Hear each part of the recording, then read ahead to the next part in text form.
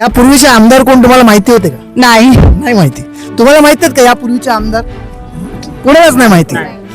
आता गेल्या 10 वर्षापासून नारंगीचा जो बायपासचा जो पूल आहे त्या पुलाचं काम सुरू आहे. ते काम कुठपर्यंत पोहोचलंय, त्याचं उद्घाटन कधी होणार? इथले जे भूमिपुत्र आहेत त्यांची जागा जर तुम्ही घेणार असाल आणि त्याला जर मोबदला देणार नसाल, हा त्यांच्यावरती अन्याय आम्ही सहन करणारच नाहीत.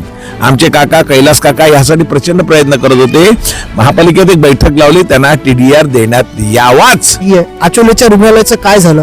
त्याची जमिनीचा सातबारा तुम्ही नावावर केलाय, पण त्याचं खऱ्या अर्थाने लोकांना त्याचा उपभोग कधी घेता येईल? अतिशय चांगला प्रश्न तुम्ही विचारला. पुन्हा एकदा आपले आभार मानतो. त्या रस्त्याचं टेंडर निघालाय. टेंडर निघाल्यानंतर त्याला 15 दिवसाची मुदत आता संपेल. 15 दिवसाच्या मुदत आल्यानंतर ते टेंडर ओपन केली जातील आणि लोएस जो असेल त्याला ते टेंडर दिली जाईल. ही प्रक्रिया साधारण 1 ते 1.5 महिन्यामध्ये होईल. टॉप 10 महाराष्ट्र न्यूज चॅनल मधून मी दीपक कोटेकर. वसई विरार शहरामध्ये मोठ्या प्रमाणात आता विकास कार्य सुरू आहे.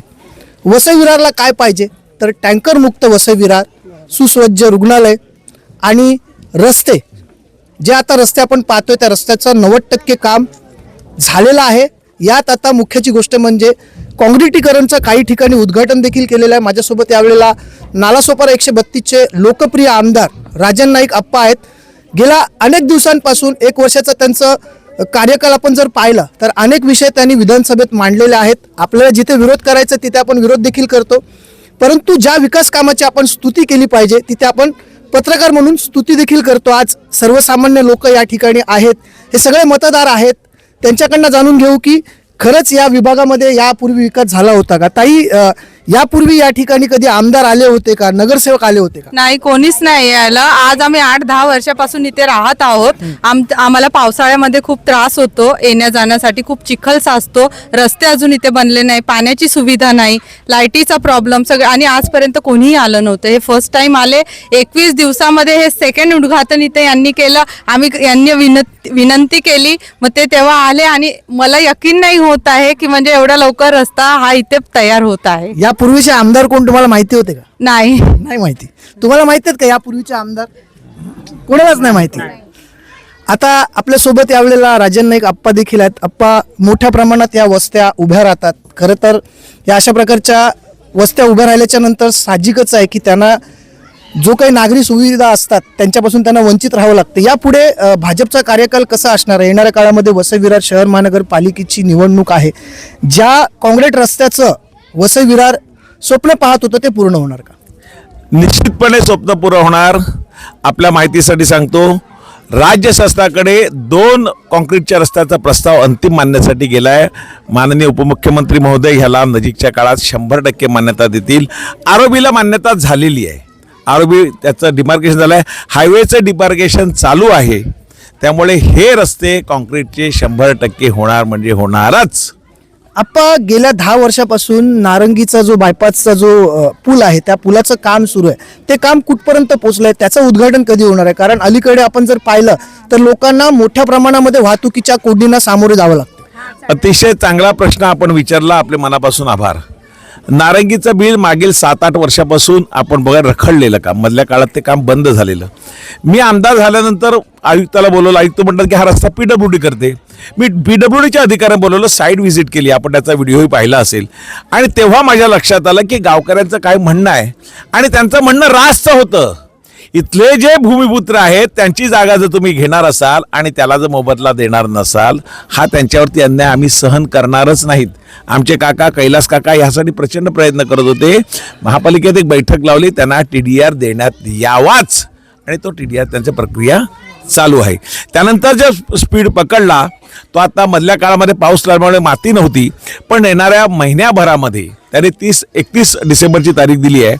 येणाऱ्या महिन्यामध्ये जनतेसाठी तो ब्रिज खुला होणार आहे.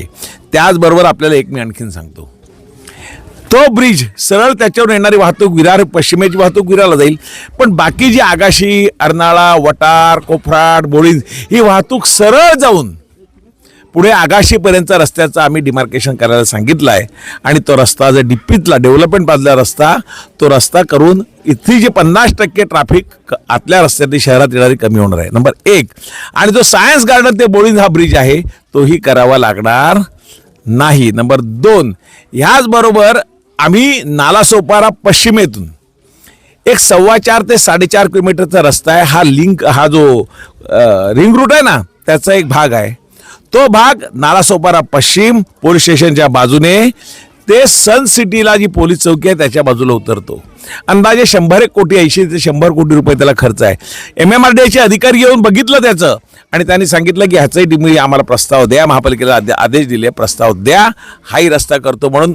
आज जे सोपाऱ्यातून आपल्याला धनंजय स्टॉप किंवा बुराणी चौकून घासातून जावं लागतं, तो त्रास लोकांचा निश्चितपणे वाचणार आहे. म्हणजे विरार तुम्ही महापालिकेतून निघाल्यानंतर अगदी 15 ते 18 मिनिटामध्ये तुम्ही वसई स्टेशनला 100% पोहोचण्याची गॅरंटी आहे. आप्पा, गेल्या काही दिवसांपासून आपण पाहतोय की वसई विरार शहरामध्ये झपाट्याने लोकसंख्या वाढते. ही लोकसंख्या आता 35 लाखाच्या घरात गेली आहे, त्याच्याही पलीकडे गेलेली आहे. असं असताना दुर्दैव असं आहे की वसई विरार शहराला सुसज्ज रुग्णालय नाही आहे. आचोलेच्या रुग्णालयाचं काय झालं, त्याची जमिनीचा सातबारा तुम्ही नावावर केलाय, पण त्याचं खऱ्या अर्थाने लोकांना त्याचा उपभोग कधी घेता येईल? अतिशय चांगला प्रश्न तुम्ही विचारला. पुन्हा एकदा आपले आभार मानतो. त्या रस्त्याचं टेंडर निघालाय. टेंडर निघाल्यानंतर त्याला 15 दिवसाची मुदत आता संपेल. 15 दिवसाच्या मुदत आल्यानंतर ते टेंडर ओपन केली जातील आणि लोएस्ट जो असेल त्याला ते टेंडर दिले जाईल. ही प्रक्रिया साधारण 1 ते 1.5 महिन्यामध्ये होईल आणि त्यानंतर त्याचं भूमिपूजन माननीय मुख्यमंत्री, माननीय उपमुख्यमंत्री, आरोग्यमंत्री, ग्रामविकास मंत्री यांच्याकडून करून त्या हॉस्पिटलचं काम येणाऱ्या गुढीपाडव्यापर्यंत निश्चितपणे चालू होईल असा ठाम विश्वास मला आहे, कारण टेंडर निघालेलं आहे. आप्पा, एक शेवटचा प्रश्न मी आपल्याला विचारतो. वसई विरार शहर महानगरपालिकेच्या कामापैकी सगळ्यात महत्त्वाचा जो काम आहे तो शिक्षण व्यवस्था. जसे तुम्ही सत्तेत आलात, 1 वर्ष झाला आज तुम्हाला, इतर ज्या काही महानगरपालिकेत ज्या नगरपंचायतीच्या ज्या काही शाळा होत्या जिल्हा परिषदच्या, त्या आता महानगरपालिकेत आल्यात. पुढे त्यांचं भविष्य काय असणार आहे? कारण कुठेतरी एज्युकेशन बदललेलं आहे, इंग्रजी अतिशय महत्त्वाचा विषय बनलेला आहे. मग तुमच्याकडनं काय योजना पुढे राबवल्या जाणार? आपल्या माहितीसाठी सांगतो की जिल्हा परिषदच्या शाळा आणि हॉस्पिटल ही महापालिकेकडे वर्ग झाली नव्हती. महाराष्ट्राच्या विधानसभेमध्ये हा मी प्रश्न विचारला होता. आपल्याकडे सगळं आहे आणि त्यानंतर मुख्यमंत्री महोदयाने 16 जुलैला महाराष्ट्राच्या विधिमंडळामध्ये अधिवेशन चालू असताना पावसाळी अधिवेशनाला बैठक लावली. त्या बैठकीमध्ये सर्व टॉपमोस्ट अधिकारी होते, पण जिल्हा परिषद सीओ असतील, कलेक्टर असतील आणि निरनिराळ्या खात्याचे चीफ सेक्रेटरी असे ACS हे सगळे होते आणि त्यामध्ये निर्णय झाला. तो निर्णय असा होता की जिल्हा परिषद शाळा आणि हॉस्पिटल महापालिकेकडे विनामूल्य वर्ग करण्यात यावे. हा निर्णय झाला आहे. त्याची अंमलबजावणी येणाऱ्या 15 दिवसात अंतिम टप्प्यात आहे. त्याचबरोबर आम्ही इथपर्यंत थांबले नाहीत.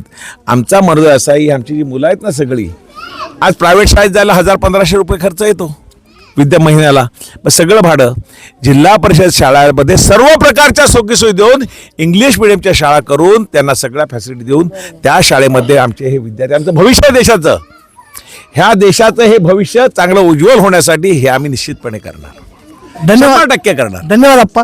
तर आपण भारतीय जनता पार्टी येणाऱ्या काळात काय काय कामं करणार आहेत ह्याचा लेखाजोखा जो आहे तो भारतीय जनता पार्टीचे नालासोपारा 132 आमदार राजन नाईक यांनी दिलेला आहे.